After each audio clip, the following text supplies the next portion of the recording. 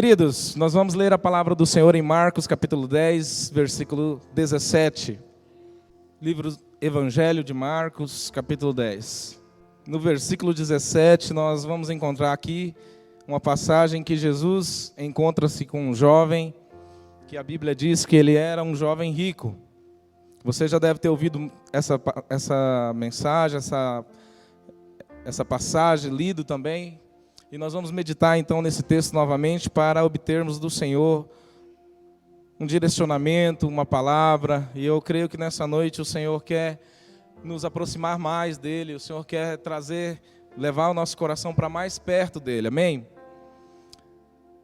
O tema dessa palavra eu coloquei vida pela graça. Então você vai estar podendo ouvir um pouquinho sobre a graça de Deus, o que é viver pela graça, essa proposta que Jesus faz a este jovem.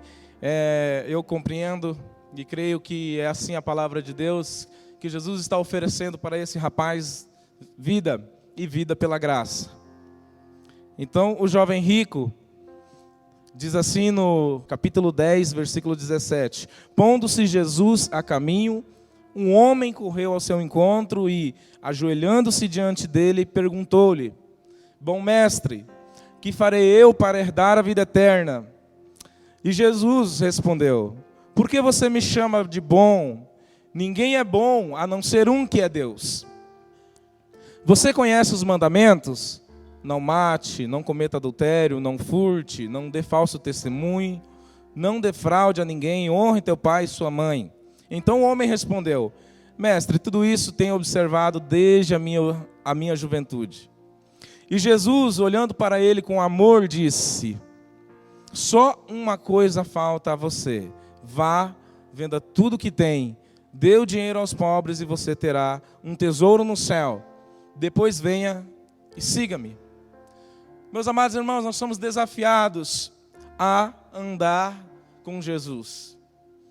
Jesus está aqui desafiando esse jovem a andar com Ele, a caminhar com Ele. Eu e você somos desafiados por Deus no nosso encontro com o Pai, no nosso encontro com Jesus, a caminhar com Ele, a andar com Jesus. E eu creio que esta palavra de Deus, quando chega a nós, é um convite para que nós possamos aceitar a graça de Deus e andar pela graça e viver pela graça de Deus. E meus irmãos, não há nada melhor do que conhecer essa graça, não há nada melhor do que caminhar com Jesus, vivendo, entendendo e compreendendo o que é a graça de Deus. Que a salvação vem a nós como um presente, que a salvação chega até a nós pela morte de Jesus na cruz do Calvário, que o sacrifício dele é suficiente para a nossa salvação, que nós temos vida através somente de Jesus Cristo, pelo sangue derramado do Cordeiro, nós somos levados até a Deus de volta para o Pai, porque um dia fomos separados, um dia nós caímos e estivemos longe de Deus, caminhando longe de Deus. Nós somos desafiados por Jesus a aceitar essa graça. O encontro com Jesus revela quem nós somos. O que está acontecendo aqui nesse contexto, na vida desse rapaz, Jesus está revelando a ele quem ele de fato é. E o encontro com Jesus, ele nos traz isso, ele nos revela, tira a venda dos nossos olhos, mostra de fato quem nós somos. De repente você começa a enxergar em você um pecador, alguém que necessita de um Salvador, alguém que necessita de alguém que morra no teu lugar, porque você não é capaz de entregar a vida por si mesmo. Jesus faz isso por nós, entrega a sua vida, morre em nosso lugar, paga o preço pelo nosso pecado. Então esse encontro com Jesus, que revela quem somos, mostra-nos o quanto nós necessitamos dessa salvação, o quanto nós necessitamos desse Salvador. Esse encontro verdadeiro, ele gera arrependimento. Não tem como alguém que se encontra verdadeiramente com Jesus e entrega-se verdadeiramente a Jesus não experimentar o arrependimento, porque é o arrependimento que gera em nós a obra da salvação. Ou a fé depositada em Jesus Cristo para a salvação gera em nós arrependimento. Assim fica mais legal, né? Gera em nós arrependimento. E só através do arrependimento é o reconhecimento de que somos pecador. Não só o reconhecimento de que temos pecados, Porque isso é fato. E isso é fácil observar que nós pecamos. Que vira e mexe a gente tropeça. Agora, olhar para nós e identificar alguém que é pecador, é alguém que olhou para Jesus e falou: somente o Senhor pode me salvar.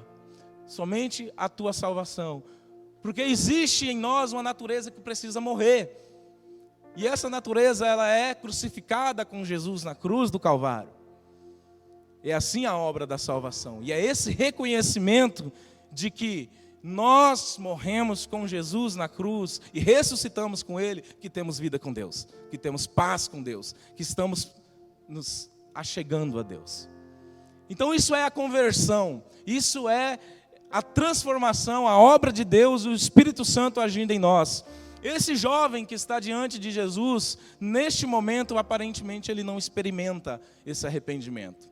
Por mais que ele tenha tido um encontro, uma conversa com Jesus, Jesus tenha falado com ele, Jesus tenha apresentado e oferecido a ele a graça maravilhosa, ele não compreendeu. Meu irmão, isso é possível que aconteça com alguns de nós. De nos encontrarmos com Jesus, de até nos tornarmos religiosos, de até começarmos a frequentar alguma igreja, aderir a alguma prática religiosa, mas a gente não ter um encontro que gera salvação, que gera arrependimento, e isso é muito perigoso. E é possível que isso aconteça, e nós precisamos então compreender essa palavra de Jesus, o que é essa salvação pela graça, que é o que vai tocar o nosso coração e realmente percebermos esse amor de Deus e a obra do Espírito Santo, que é o único que convence-nos do pecado, da justiça e do juízo, transformar o nosso coração, nos salvar, limpar, e a Bíblia chama isso de novo nascimento também. Então o jovem rico, ele apresenta essa passagem aqui, no mínimo uma espécie de 3 problemas que a humanidade passou através da queda, ou que a humanidade passa, que a humanidade enfrenta. Tem 3 problemas aqui que eu consigo enxergar, lendo essa passagem, eu gostaria de compartilhar com você, e ver se você consegue compreender da mesma forma. O primeiro problema que nós encontramos aqui, representado na vida desse jovem rico, que eu creio que representa aqui a humanidade diante de Jesus, é o problema da independência.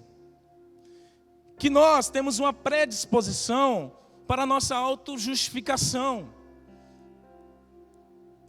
Veja bem, esse jovem, ao se colocar diante de Jesus, a Bíblia diz que ele corre até Jesus. E ele se dobra, se ajoelha diante de Jesus e ele pergunta: bom mestre, o que farei para herdar a vida eterna? O que eu posso fazer? O que eu posso construir? Qual é a obra que eu posso fazer para que eu consiga a vida eterna? Eu acredito que ele está sendo sincero. Ele está buscando de fato algo sincero para a vida dele. Só que ele está talvez profundamente enganado, achando que pode fazer algo para que possa receber a vida eterna. Mas Jesus vai dizer para ele o que ele tem que fazer. Só que primeiro Jesus tem que resolver alguns problemas.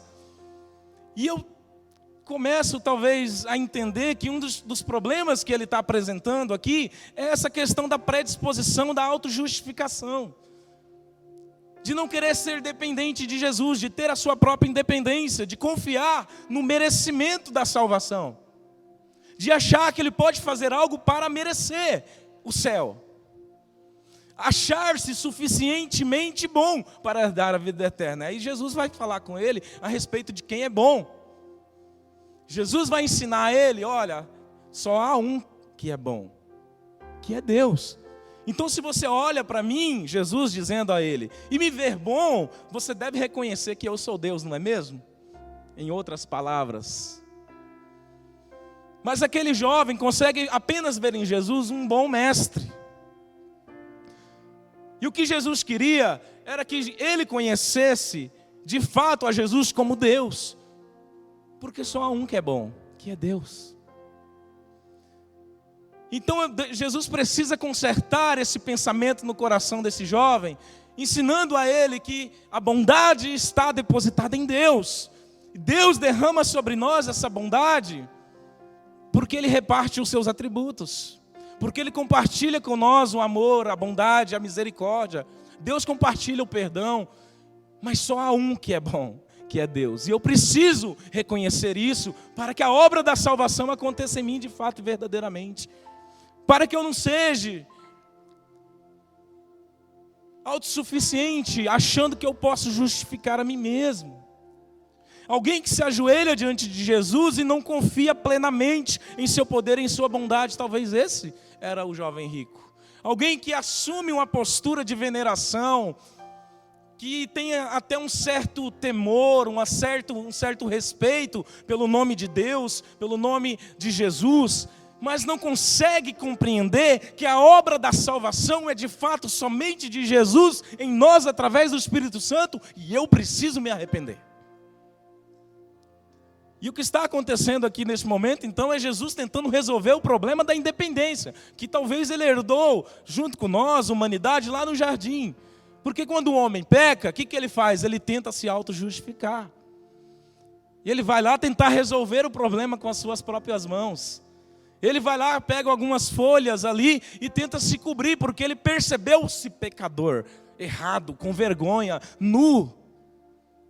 E Deus vem e fala, peraí, você não vai dar conta de se esconder, você não vai ter condições, eu vou fazer vestes para você, eu tenho a solução para a tua vida. E Deus sacrifica um cordeiro, tira a sua pele e faz vestes para o homem, já dizendo que Ele derramaria a vida do seu Filho na cruz, para que a obra da redenção, do perdão dos pecados, fosse através do Filho e não através de nós mesmos. Então esse jovem está aprendendo, até aqui tudo bem, e Jesus vai tentando resolver os problemas. E o primeiro problema, que é o problema da independência, de alguém que venera Jesus como mestre, mas que tem dificuldade de aceitá-lo como Senhor, Jesus continua tratando com esse jovem. E aí Jesus resolve essa questão da bondade, ensinando que somente Deus é bom, então a gente precisa conhecer a Jesus, de fato como Filho de Deus e o próprio Deus.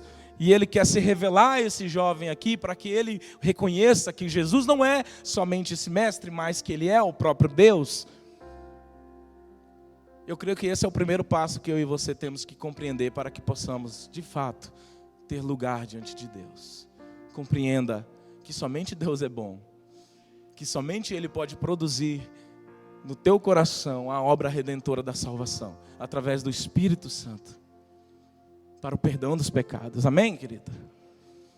O segundo problema que eu identifiquei nessa passagem é a religiosidade sem o arrependimento. Porque Jesus continua falando com ele. Jesus tratou esse primeiro problema aqui. Vamos lá, Deus é bom, viu? Você precisa compreender isso. Aí Jesus fala, você conhece os mandamentos? Vamos falar então daquilo que você faz na tua vida pessoal, religiosa. Ele fala, claro que eu conheço. Jesus cita alguns mandamentos. Parece na passagem que ele interrompe Jesus, que Jesus está falando os mandamentos, porque Jesus não terminou de citar todos os mandamentos aqui. Não aparecem os 10 mandamentos. E parece que o homem, ele fica ali, não, Jesus, esse negócio aí eu cumpro desde criança. Aqui a gente tem um outro problema. Você é um rapaz religioso. Você é um jovem que tem interesse pela religião, que até guarda os mandamentos, guarda a lei, mas espera aí, vamos ver se é assim mesmo? Então, fazer as coisas para Deus, mas ter a dificuldade de reconhecer os seus pecados, também não produz em nós salvação. Porque de fato isso pode se tornar religiosidade em nós. Esse esforço para manter uma aparência santa diante daquele que tem poder para perdoar pecados, talvez não seja suficiente, se você de fato não receber o perdão dos pecados através do arrependimento. É o que esse jovem precisava entender. Porque até o momento ele começa a manter uma postura de alguém que se esforça para cumprir a lei. Alguém que tem interesse pelas coisas da lei, por fazer as coisas corretamente, por não matar, para não roubar, para não adulterar, para não praticar as obras pecaminosas. Mas ele vai demonstrando que o seu esforço está nesse cumprimento da lei, mas e que isso interrompe o coração dele de olhar para ele e se ver pecador, porque Jesus precisava mostrar para aquele jovem que ele era pecador. E é onde Jesus vai chegar. Então eu e você, meus irmãos, ao nos encontrarmos com Jesus, Jesus vai mostrar para nós que nós somos pecadores, que nós precisamos reconhecer nele o único que tem poder para perdoar os pecados. E a nossa religiosidade, ela não vai nos levar a lugar algum. Se nós pararmos nas nossas práticas religiosas e não produzirmos em nós salvação, não deixar o Espírito de Deus trabalhar em nós. Então a confiança nessa capacidade de cumprir as leis, os dogmas doutrinários da igreja, talvez qualquer um de nós possa ter. Mas se nós tivermos dificuldade de confiar que só Jesus pode salvar, e que essa obra redentora, ela é o contrário, ela tira de mim a religiosidade e coloca em mim uma disposição para amar a Deus sobre todas as coisas e ter relacionamento com o Pai, isso sim é a obra da salvação. É aí que opera a salvação em nós. Porque é possível, irmãos, que alguém consiga viver uma vida religiosa, piedosa diante de Deus ou diante do mundo. A gente vê várias religiões que trabalham a questão da piedade, a questão da bondade, mas isso não gera salvação. Isso não faz do homem alguém que mereça um lugar no céu. E Jesus vai trabalhando essa questão aí. Mas aonde que Jesus quer chegar? Jesus quer chegar na graça. E talvez esse jovem que se achava religioso e cumpria os mandamentos, talvez ele guardava em si um certo ar de superioridade.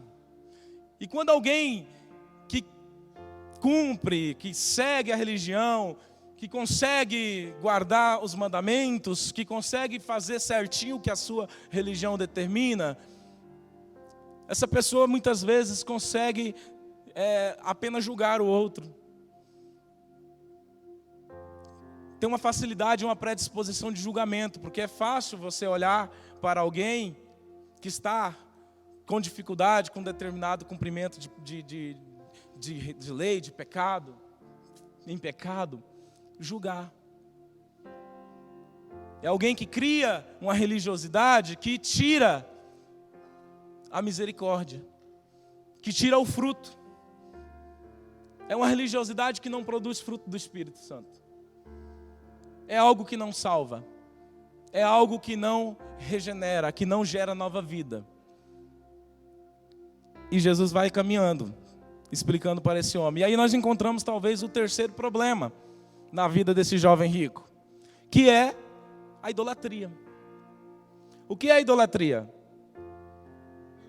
É o apego a algo, a alguém, coisas que toma lugar no nosso coração que deveria ser o lugar de Deus, ou que fica no nosso coração em superioridade ao que nós sentimos e deveríamos fazer para Deus. Que no caso desse jovem era o problema com as riquezas, era o problema do amor ao dinheiro, era a idolatria ao dinheiro.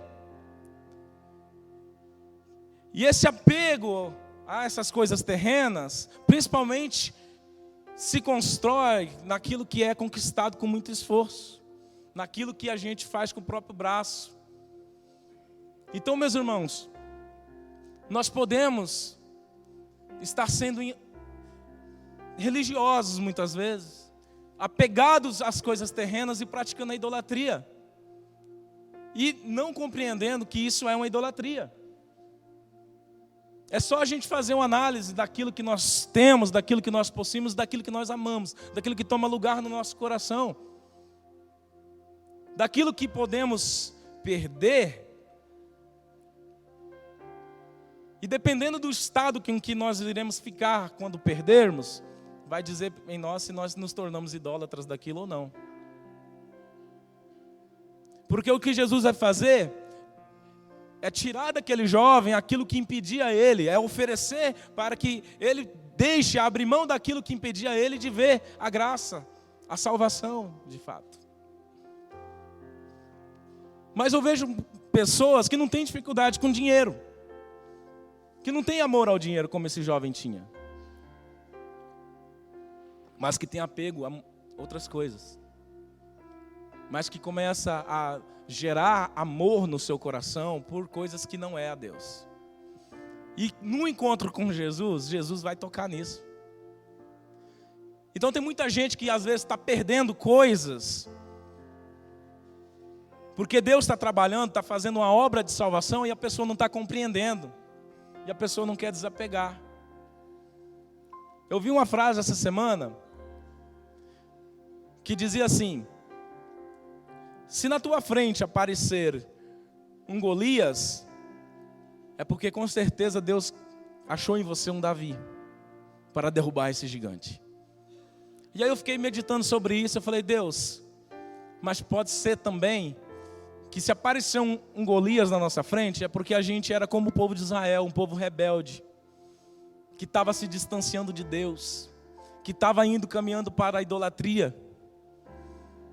E de repente aparece um grande problema na sua frente. E de repente, em vez das coisas darem certo, começa a dar errado, porque Deus precisa tratar o povo. Então nem sempre quando aparece um grande problema na nossa vida é porque Deus quer achar em nós um Davi. É porque na verdade Deus quer corrigir você. É porque às vezes a gente precisa se posicionar. É porque a gente precisa ser tratado por Deus. E aí sim, talvez Deus vai despertar um Davi. Mas primeiro Ele vai tratar você, talvez Ele vai consertar o seu caminho, talvez Ele vai endireitar o teu caminho. O problema vai ser usado por Deus para endireitar o teu caminho. E aí, irmãos, a gente começa então a ser tratado por Deus para que a gente perca a idolatria. Porque nós somos salvos por Jesus de quê? Somos salvos de nós mesmos, somos salvos da idolatria. Porque Jesus, quando Ele vem e faz a obra da salvação, Ele completa isso em nós, Ele vai trabalhando tudo isso em nós, Ele vai achando isso em nós. E o que Ele precisava fazer na vida desse jovem rico, era isso, era tirar esse amor, esse apego pelas coisas terrenas, para que ele pudesse de fato ver a graça. E quem tem um problema da idolatria, tem dificuldade de crer, tem dificuldade de esperar em Deus e confiar em Deus, porque a proposta de Jesus para esse jovem foi que ele vendesse tudo e desse aos pobres e recebesse um tesouro no céu. Mudasse a sua perspectiva em relação à vida, olhasse a vida de forma diferente, colocar o seu coração agora nas coisas que são do céu e não nas que são da terra. Amar a Deus sobre todas as coisas era o mandamento que faltava. E ao seu próximo como a ti mesmo. Porque não completou todos os mandamentos ali. Mas Jesus está completando aqui, de forma prática. Vai lá, vende tudo que tem e dê aos pobres. Vem e me segue. Terás um tesouro no céu. Ter um tesouro no céu, irmãos, para quem está aqui e esperar, aguardar em Deus um tesouro no céu, é só para quem tem fé. É só para quem consegue olhar para Jesus, para a obra de Deus, para Deus e falar: Deus, muito obrigado, porque o que eu tenho aqui é o suficiente nessa terra. Eu quero aquilo que está na glória, eu quero aquilo que está no céu, que a gente nem sabe como que é esses tesouros do céu. A gente só sabe que é muito maior e muito melhor do que o que nós poderíamos obter aqui nessa terra, o que nós poderíamos ganhar aqui nessa terra. Então a solução que Jesus oferece para esse jovem, cheio de problemas, que quando nós lemos essa passagem, geralmente a gente consegue ver apenas o problema do dinheiro, né, meus irmãos? É sempre para tratar a questão do dinheiro, porque Jesus aproveita a situação ali já para dizer como que é a questão do dinheiro e como que é difícil alguém que ama o dinheiro herdar o reino de Deus. Mas esse jovem ele tem mais problemas aqui. E são esses, no mínimo esses 3 problemas aqui que nós visualizamos na vida desse jovem. Problema da questão da independência, que ele não quer depender de Deus, ele quer ter a sua própria, dar jeito na sua vida, na sua salvação. É alguém que está com a religiosidade sem fruto de arrependimento, e é alguém que está apegado às coisas terrenas, ou seja, que está preso à idolatria, que está idolatrando. A salvação de Jesus nos liberta desses 3 problemas. Qual é a solução de Jesus, então, para esses problemas que nós encontramos na humanidade? Porque esse jovem representa eu e você, querido. Esse jovem diante de Jesus, ele mostra quem nós somos, lá naquela imperfeição da natureza adâmica, que precisa ser resgatada por Jesus. Qual é a solução de Jesus? O que Jesus oferece para ele? Vamos reler esse versículo 21. Quero que você preste bem atenção. Jesus, olhando para ele, o amou. As palavras que Jesus irá dirigir a esse jovem são palavras carregadas de amor. Jesus olha para aquele jovem e Jesus tem compaixão.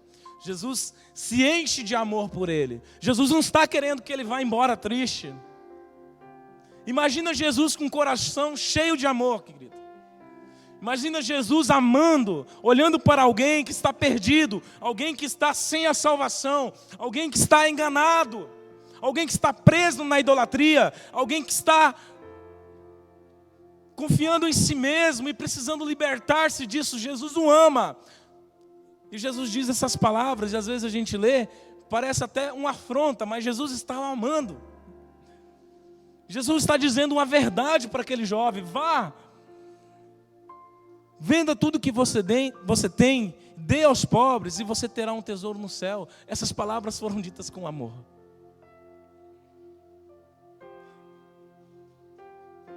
E você terá um tesouro no céu. Depois venha e me siga. Então o que Jesus faz?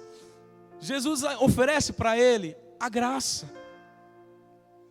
Você não precisa de nada que você tem agora para você produzir salvação. Porque agora o que você precisa é o que você não tem, que é fé. Porque a salvação é mediante a graça, através da fé. É pela graça de Deus, mediante a fé. E agora você não tem fé. Você tem até algumas obras. Você guarda até alguns mandamentos, mas você não consegue produzir fé no teu coração para a salvação. Você não consegue olhar para mim e ver Deus. Jesus está produzindo fé ali. Porque alguém que vai vender tudo que tem, depois de ter trabalhado, depois de ter construído, depois de conseguir lutar e adquirir riquezas, abrir mão de tudo aquilo, para seguir Jesus, alguém que está dizendo que é Deus, tem que ter fé. Graça, salvação, mediante a fé. É a solução de Jesus. Jesus está chamando aquele jovem para depender somente dele. Jesus está dizendo: olha, vem depender de mim. Deixa de confiar nas suas riquezas. Deixa de confiar na força do seu braço. Deixa de querer fazer do teu jeito. Confia em mim. Jesus está oferecendo para ele o amor a Deus sobre todas as coisas. Abre mão dessas riquezas, ama a Deus sobre todas as coisas. Jesus está oferecendo para ele o abandono das coisas do passado, que era aquilo que prendia o seu coração. Caminhar com Jesus, meus irmãos, é esse desafio de abandonar essas coisas que passaram, as coisas velhas ficaram para trás, tudo se fez novo, e agora a minha mente está no céu, e eu começo a pensar conforme a mente de Cristo, e eu começo a buscar as coisas que são de cima e não mais as que são da terra. É isso que Jesus está oferecendo para ele. Para resolver o seu problema, Jesus está então oferecendo para que ele coloque os seus pensamentos nas coisas eternas e não nas coisas da terra.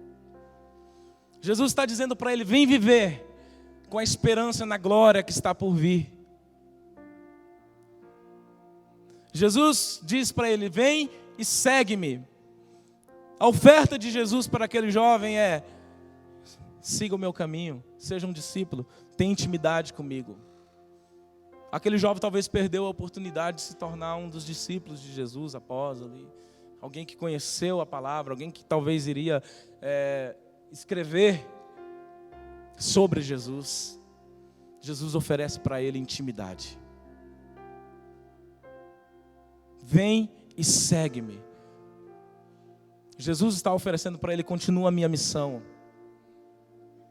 Vem caminhar comigo, porque eu tenho uma missão para você. É isso que Jesus oferece para nós. Vem caminhar comigo, porque eu tenho uma missão para você. Porque nós assumimos a missão de Jesus ao nos entregar a Jesus. E ele diz, Jesus diz àquele jovem: vai e compartilhe tudo que você tem. É isso que prende o teu coração? Então eu vou te ensinar a compartilhar, porque o reino de Deus é compartilhar. É dando que se recebe. No reino de Deus não vai ter jeito. Você vai se encontrar com pessoas que vai levar de você tempo, que vai levar de você esforço. Vai vir doentes, virão leprosos, gente cativos, gente que necessitará do teu amor, do teu abraço, dos teus ouvidos. Jovem rico, você está preparado para abrir mão disso que você tem, para caminhar comigo, se encontrando, compartilhando com essas pessoas a vida que eu estou te dando? É essa a oferta de Jesus para esse jovem, é essa a oferta de Jesus para nós. O reino de Deus é compartilhar. E Jesus coloca os pobres, né, nesse lugar. Mas acho que o pobre no olhar de Jesus não é aquele que não tem dinheiro. Porque há muitos que são pobres de dinheiro, mas que são ricos, entre aspas, de espírito, porque tem um espírito altivo. Não é pobre de espírito. Não são felizes conforme as bem-aventuranças. Porque o pobre, talvez que Jesus se refere, seja aquele que sofre com as injustiças, que são cativos, que são presos, que são vitimados pelas injustiças do pecado, gerada pela pecaminosidade humana. E essas pessoas estão na pauta de Jesus, e Jesus se encontra com essas pessoas, e não vai ter jeito, esse jovem rico vai se encontrar com elas. Vem e me segue. Essa é a oferta de Jesus. A solução para os problemas desse jovem que Jesus oferece são essas: aceitar a salvação pela graça, depender somente dele, confiar plenamente em sua palavra, amar a Deus sobre todas as coisas, abandonar as coisas do passado que prende o nosso coração, colocar o nosso pensamento nas coisas que são eternas, viver a esperança da glória, seguir o caminho e continuar a missão, compartilhar o que Deus dá, se importar com os pobres, que são aqueles que sofrem com as injustiças. Essa é a graça de Jesus. Essa é a vida pela graça, meus irmãos. Se nós não estivermos dispostos a andar com Jesus nesse nível de graça, nós vamos entender que graça é só salvação sem esforço. E aí, não é graça. Porque a salvação, ela tem um preço pago na cruz do Calvário.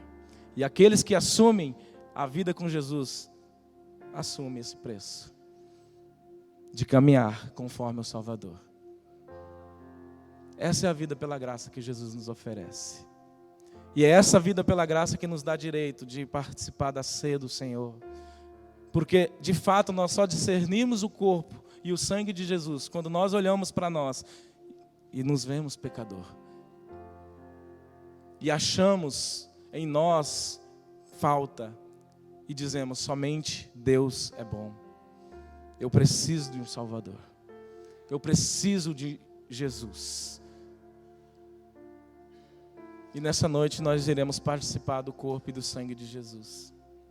E eu gostaria de convidar você nessa noite para participar do corpo e do sangue de Jesus. Só que antes que você discernisse esse corpo, Que você olhasse para você neste momento, assim como esse jovem foi levado e constrangido por Jesus a olhar, e encontrasse em você defeito, e visse que só Deus é bom. E percebesse que só o sangue derramado de Jesus na cruz do Calvário é capaz de te limpar desses pecados. É capaz de te salvar. E deixasse o seu coração ser constrangido nesse momento pelo amor de Jesus. Porque quando essas palavras nos encontram, a Bíblia diz que Jesus amava. Então essa palavra chega nessa noite a você carregada de amor. Jesus ama você. Jesus ama você. Porque Ele quer que você reconheça que somente Ele pode te salvar. Que somente Ele pode derramar numa cruz e nos dar a vida eterna. E nos trazer graça e redenção. Se você quiser fechar os teus olhos nesse momento e colocar o seu coração em Deus, e começar a fazer esse exame que a Bíblia diz, que Paulo nos ensinou: examine-se o homem a si mesmo, antes de tomar o pão e antes de tomar o cálice.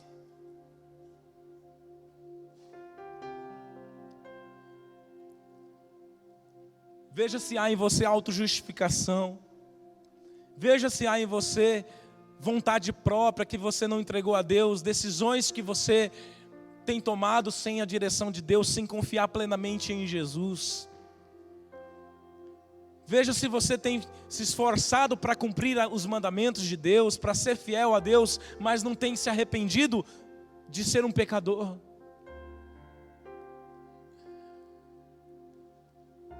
Essa é a noite que Deus nos dá a oportunidade para fazermos esse exame em nós e nos acharmos pecadores carentes dessa glória que só vem do Pai,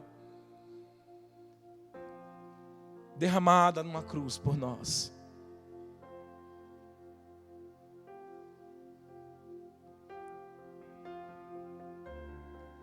A resposta de Jesus sobre o que se deve fazer para herdar a vida eterna é: viva pela graça. Você gostaria de entregar tudo a Cristo nessa noite para viver somente pela graça? É uma pergunta que eu estou te fazendo. Responda para você.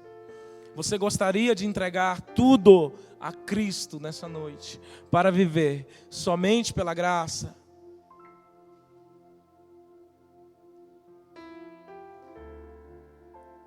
Você ouviu a voz de Jesus?